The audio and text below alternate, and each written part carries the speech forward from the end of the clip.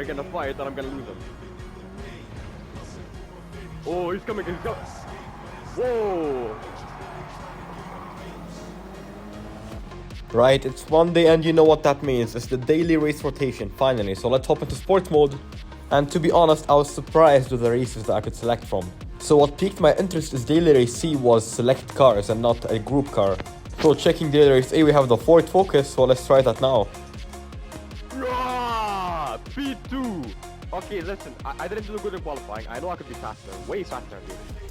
According to my not very scientific calculations, I could be up to a second faster. But it's because I'm shit, I cannot be faster. Well, because I'm shit, I cannot be the best in the world. However, I blame my pedal for that.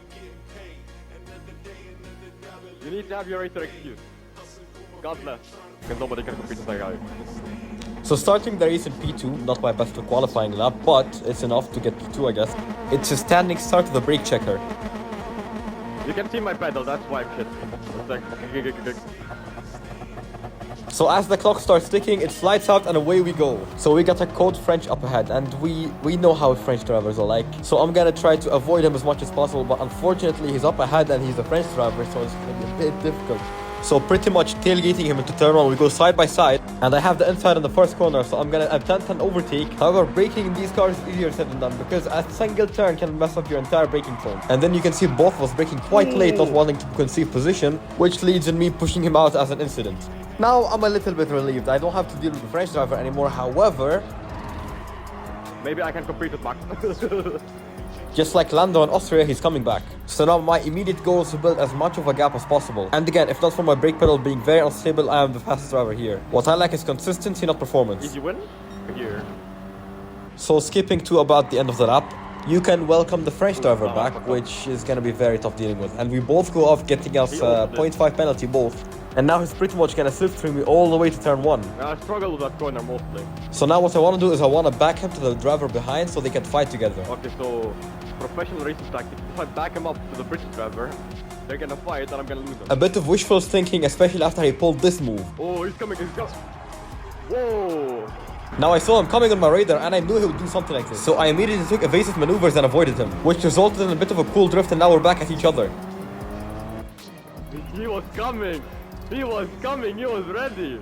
And yes indeed, the French missile was ready and he's coming back. Now I thought that was it and it's gonna be a bit more clean, or at least I hoped that was it. However, he just rammed me the very next corner. Whoa! I should have anticipated that. And now you can see him pissing off into the lead. However, he's got a 3.5 second penalty, so I'll be able to catch him.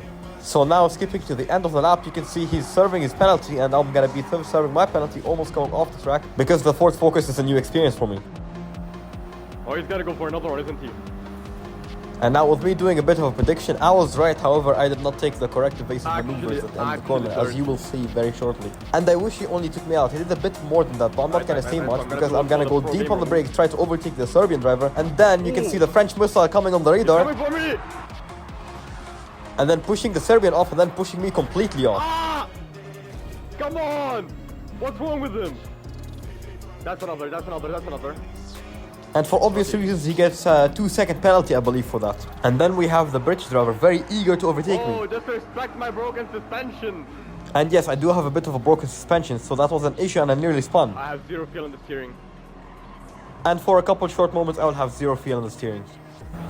Now skipping to the end of the race, we got the Italian driver this time. And we're gonna go for a bit of a dance, me and him. With me going semi-defensive and him taking the outside, I have the better line, therefore he is not able to overtake me. Now you can see him in the mirror just slightly backing out and then taking the better line to attack me onto this corner. Now he lifted for better rotation while I kept the throttle bent because I did not want to lose any position, which led me to actually lose the position, so it didn't work out for me. So now following him closely behind, I want to overtake him as soon as possible as the race is about to end in less than a lap. I got about half a lap to overtake him and he seems to be a very good driver. Alright, watch it. Pro gamer move! Now after the allegedly pro gamer move, I've overtook him.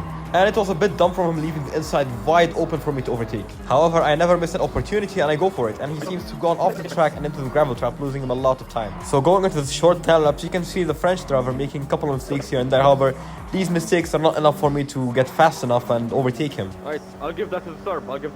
He deserves it. And yes, the Serb did indeed deserve this win. He was clean with it and very intelligent with managing the French driver. So now selecting my second race, I'm gonna be me and totally avoid daily race B. Right, now for the second race. Watkins Glen. I had to put a British accent because I don't know. It's an American track. Hold on, let me put an American accent. Yeehaw! Welcome to Watkins Glen International. Nah, the problem is it's in New York, it's not even in Texas. Now I have to put a Southern accent. And now going into the short practice / qualifying session, you can see me having a bit of trouble here. Oh no, that's my pedal again. Yeah, I see. They want me to be a professional sim racer, yeah? They want me to be a professional sim racer, but I'll click on the throttle, nothing happens, yeah? This is my issue. Look, I'm not even clicking the brake. Now I'm clicking it. But the throttle is not working at all. Oh Lord, hold on, let me tinker with it.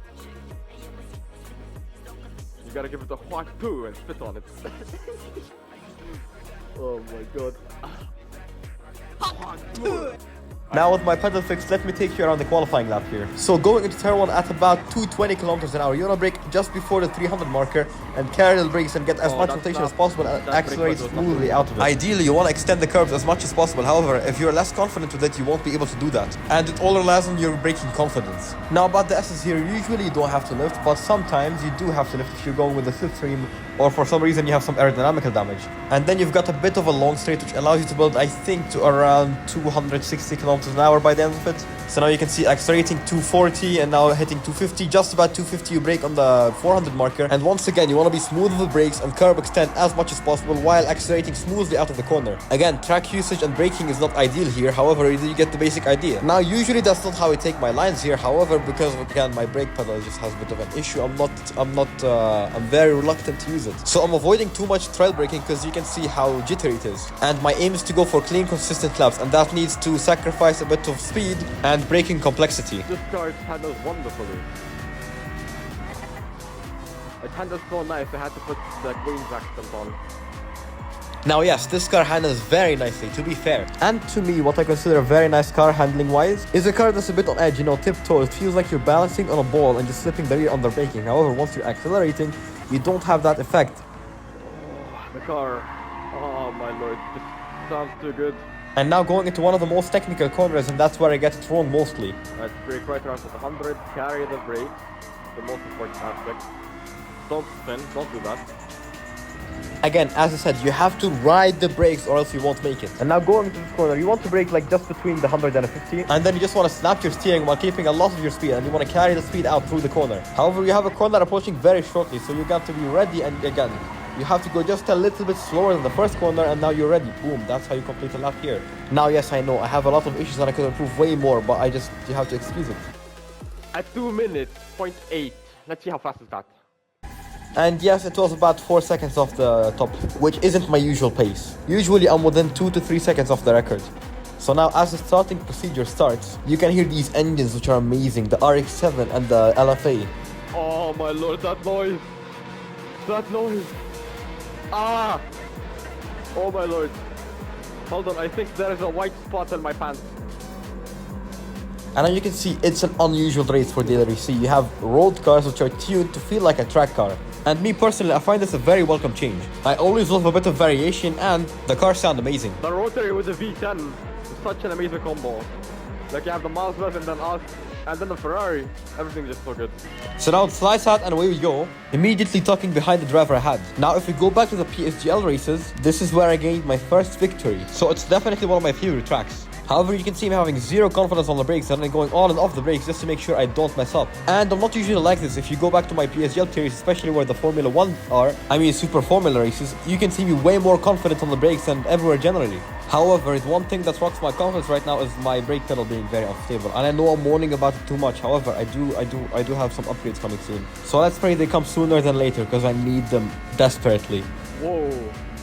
And yes, the drivers up ahead are going for a bit of a battle, so it's gonna be very inviting for me to join. And then you can see me going deep on the brakes and then perfectly executing this corner and hopping into the fight together with them. Now that I'm in the mix, there's more I could do, especially with the draft. So following closely behind the RX-7 up ahead, the Italian car, driver, you can see me trying it around the outside, but it's not working too much. So I'm gonna try around the outside once again, but he brakes a bit too early.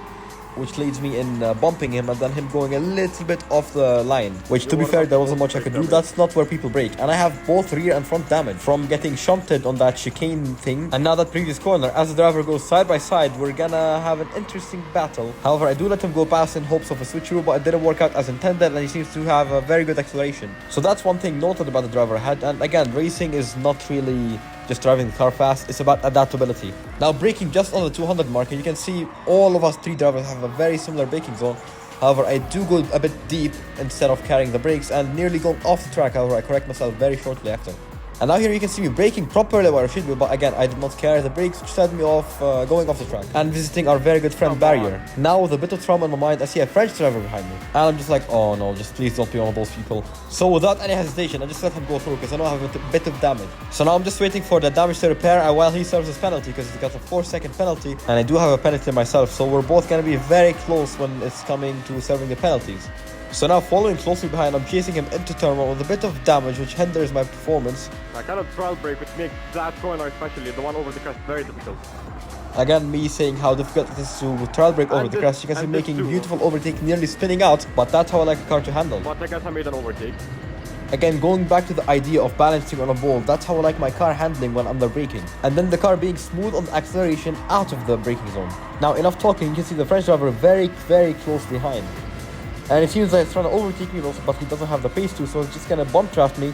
And it's gonna be very interesting to see what happens after. So getting very close to the chicane, you can see him going side by side and then overtaking me through the chicane. Again, not much fighting through here. I'm just gonna let him go through and then attempt what's called a professional racer move. And you can see me getting the switchback and hopping on his inside, immediately overtaking him after the corner. However, him being a French driver, he's not gonna give up easy and he's gonna be very, very close to me. So going back into that left-hander, as we go down the hill, I'm going under braking, and then the French driver is going side by side and then shunting me off the track. Whoa, bro. So accelerating to the point where we should serve the penalties, that's where I should overtake him, hypothetically. However, we were very close since I had my own penalty, and then we were side by side. I was ahead, or I will be ahead, because you can see me overtaking him here on the right-hand side, and then going back in front of him, and then going deep on the brakes, and then you can see him going deeper, and then going for a switcheroo. However, there's not much space, so we're side by side now. And I had to correct myself, nearly pushing him off the track. Now going into my least favorite corner. I mean, it is my favorite corner when I have my brake working properly. However, now it's my least favorite corner. Again, you can see I'm faster, but there is no place for me to overtake him, so I have to back out of it. So as we approach the final two corners of the track, it's one left-hander and then one right-hander that separates me and the checkered flag, or the start-finish line, because we have a couple of laps left. And then you can see how much faster I am compared to the French driver, but again, him being French is not going to make it easy for me to overtake. So realistically speaking, I only have 2 overtaking spots against the French drivers, and these are the deep braking spots, where I could line up behind him and then go side by side and then just overtake him, just like this here. Once again, you have to ride the brakes and extend the curves as much as you can. The penalties, you don't get the penalty unless you have 3 wheels or more off the track. So you can extend all the way to the end of that curve. As long as you have 2 wheels on the curve, you're fine. And now again, these cars are very, very close racers, or they are very good cars to follow each other with, because you don't have a lot of downforce, and the draft is very, very beneficial to this car. So that ultimately generates more closer racing, so it's always more welcome. However, when you have drivers like these, which is gonna go ahead and shunt me over here, pushing me off the track, you don't really want to be as close as possible to them.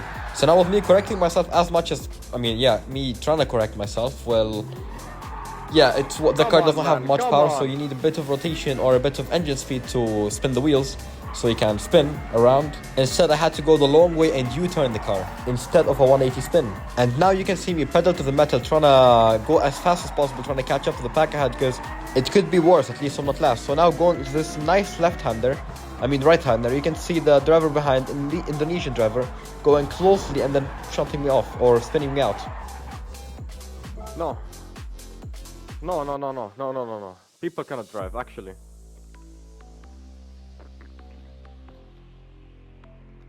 To whom it may concern, fuck you.